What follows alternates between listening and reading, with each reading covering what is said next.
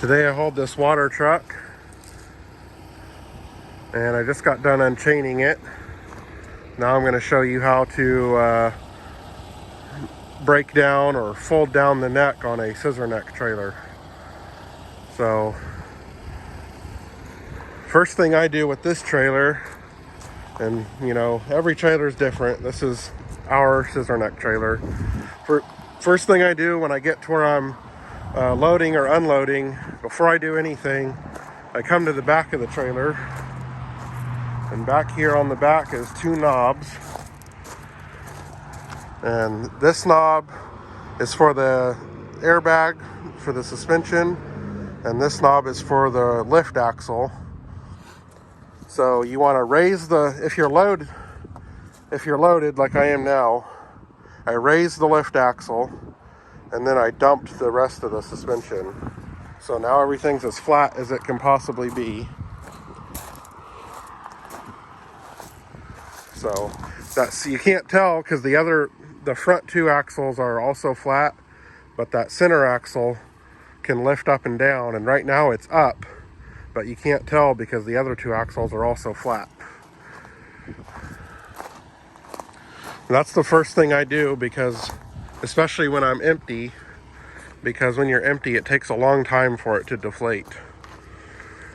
So next thing you do, this trailer, I think all scissor neck trailers have a pony motor on them, because that's kind of how they work. So the pony motor is down inside that hatch there, and the controls for it are on the outside right here. First you gotta pull the choke out, because it's been a minute since I started it. Been about an hour and a half. And pull out the throttle a little bit. Turn the key. Okay, now it's starting to kind of run. Give it more throttle. Push the choke back in. More throttle. Choke all the way in. Pull the throttle out all the way. It's kind of hard. Okay.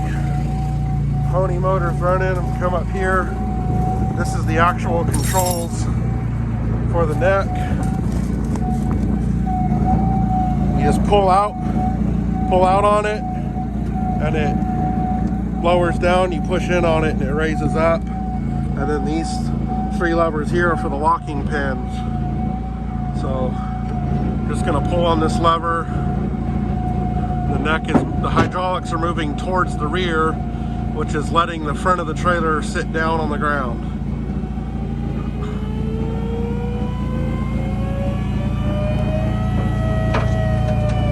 I'm just going to keep going down until it takes pressure off the fifth wheel. Right about there.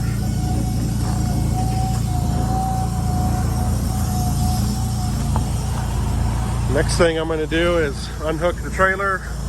So pull the air lines and the electrical line and pull the fifth wheel pin.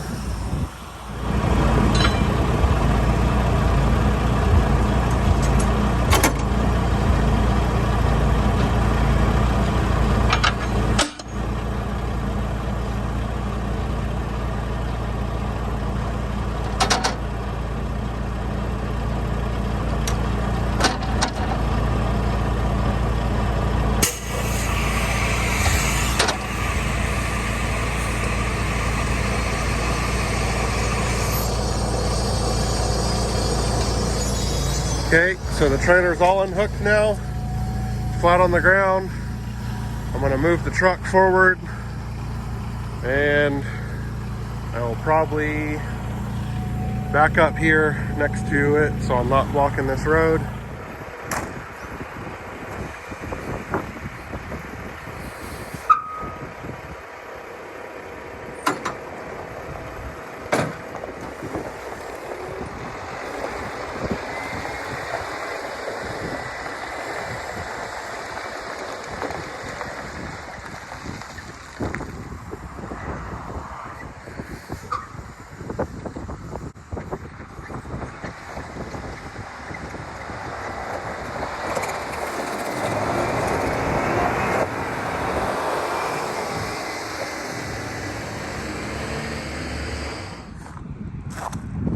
Alright, so now I've got the truck unhooked. I'm going to restart the pony motor. I'm going to flip these 3 levers right here into the reverse position, and it'll unlock all the pins. And then I'll pull this lever out. It'll suck the neck up all the way up, and so that way I can be sure all the pins are released. And then I'll push that lever in, and everything will flatten out, and it'll be one big flat surface like a ramp. And then I'll be able to drive the water truck off.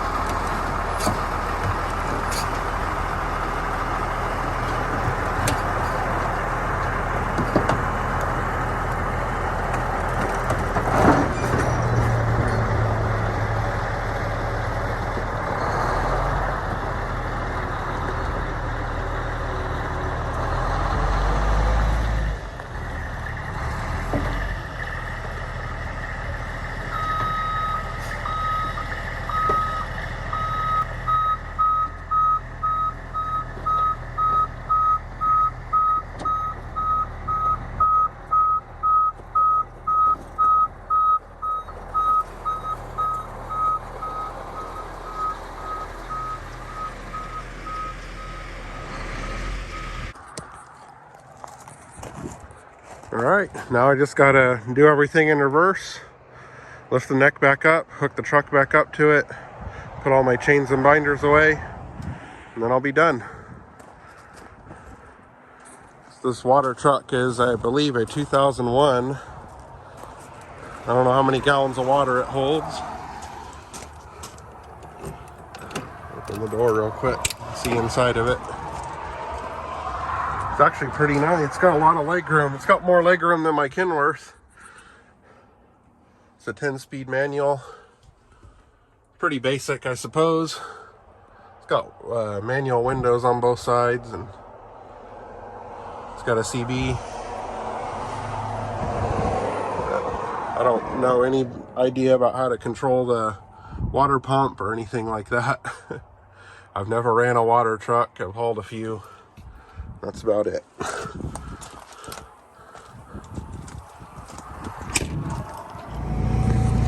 And one thing you need to watch out for with these trailers is when you drop them on gravel like this, you're gonna get gravel and stuff stuck to the grease on your fifth wheel. Well, I just got one big rock on that one. Usually there's all kinds of small gravels on there, and there's a stick in here for sweeping them off because you don't want to get grease all over yourself.